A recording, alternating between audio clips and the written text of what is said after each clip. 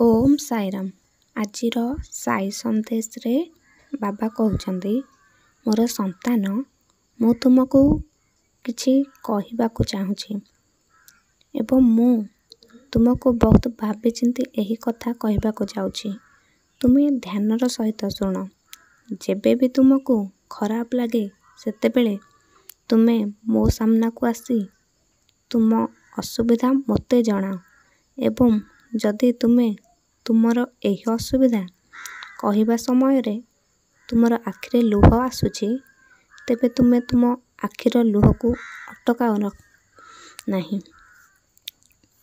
ताकू झरिबाकू दियो।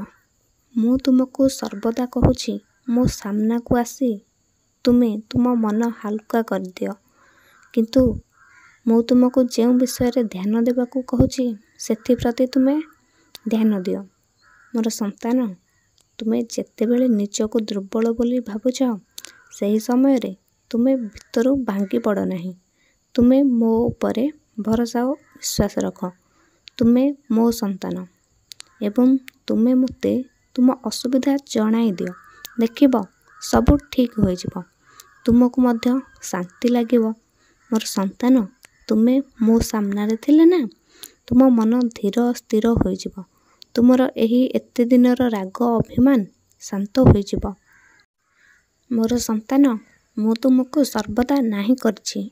तुमे तुमर असुविधा कहा सामना रे कह नाही। जदि भी तुमे सेमान को निजर मने करी तुमर समस्त परिस्थिति सेमान को जणाउछ, सेमान को कहूछ, मोर संतान एपरी भूल जमा भी कर नाही। एपरी करबा द्वारा ना सेमाने कुचित समय पाई सेमाने तुमको आश्वस्ति दे पारंती, किंतु सेमाने तुमको तुम पछरे निज आखि सामने रे निच दृष्टि रे देखंदी। संतान, तुमे सेमान को किछि कहिबार आवश्यकता नाही, कारण सेमानकर दृष्टिकोण ही सेपरी। सेथिपई तुमे तांको ठारू दूरता रक्षा करो। ओम साईराम।